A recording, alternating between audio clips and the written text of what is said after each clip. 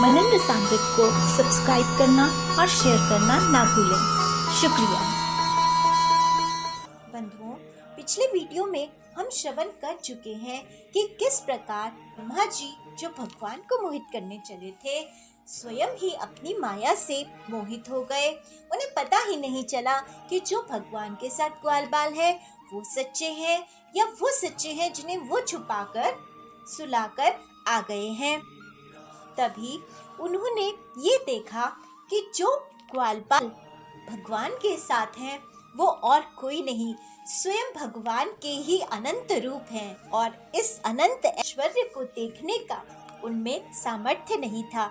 उनकी आंखें मुंद गईं और भगवान जी ने ब्रह्मा के इस मोह और असमर्थता को जानकर अपनी माया हटा ली।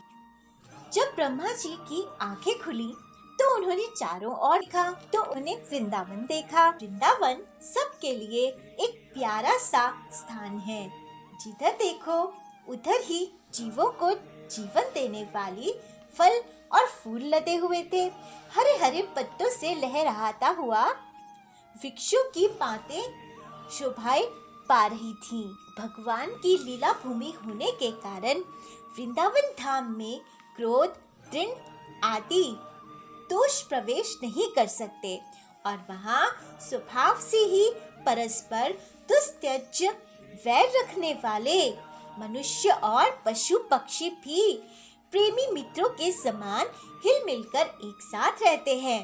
ब्रह्मा जी ने वृंदावन का दर्शन करने के बाद देखा कि अद्वितीय ब्रह्म गोप वंश के बालक का सा नाट्य कर रहा है।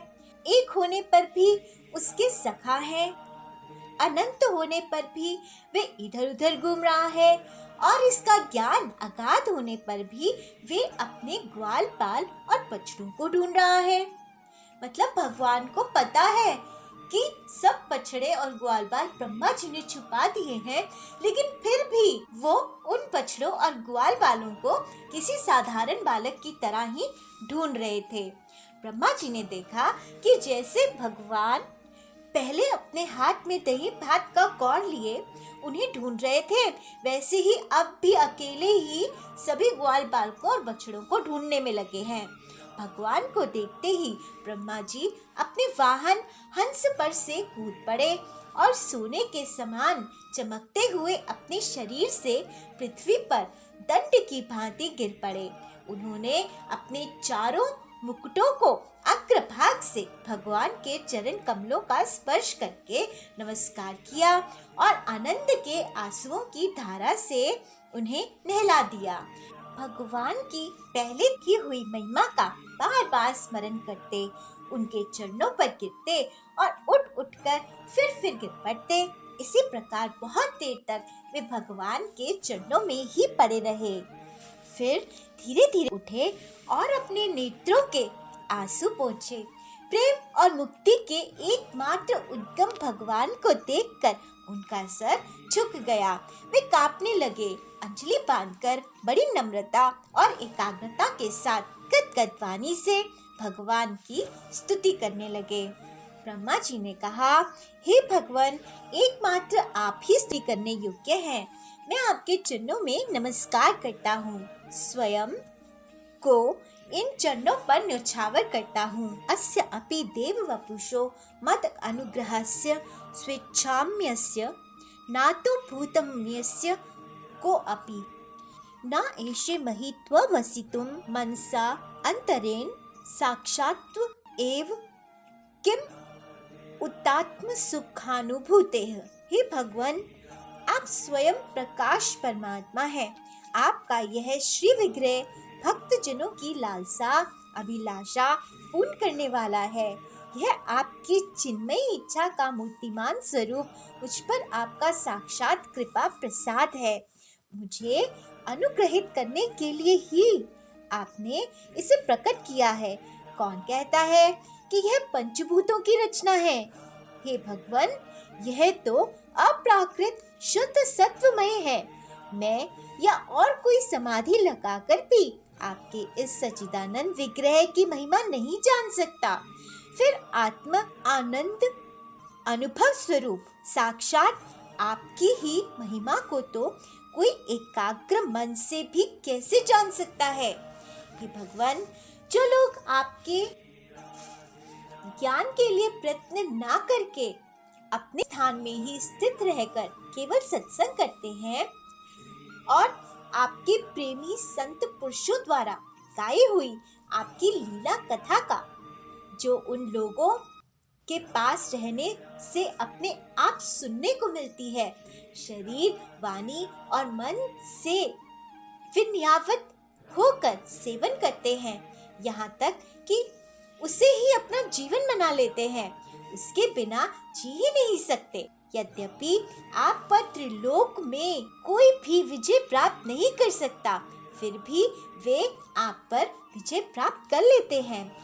आप उनके प्रेम के अधीन हो जाते हैं। भगवान, आपकी भक्ति सब प्रकार के कल्याण का मूल स्तोत्र है, उद्गम है।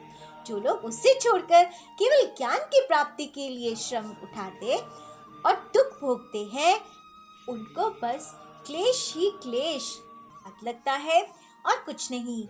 जैसे धोती भूसी कूटने वालों को केवल श्रम ही मिलता है, चावल नहीं। ब्रह्मा जी कहते हैं कि हे अच्युत, हे अनंत, इस लोक में पहले भी बहुत से योगी हो गए हैं। जब उन्हें योग आदि के द्वारा आपकी प्राप्ति ना हुई, तब उन्होंने अपने लौकिक और वैदिक समस्त कर्म आपके चरणों में समर्पित कर दिए। उन समर्पित कर्मों से तथा आपकी लीला कथा से उन्हें आपकी भक्ति प्राप्त हुई।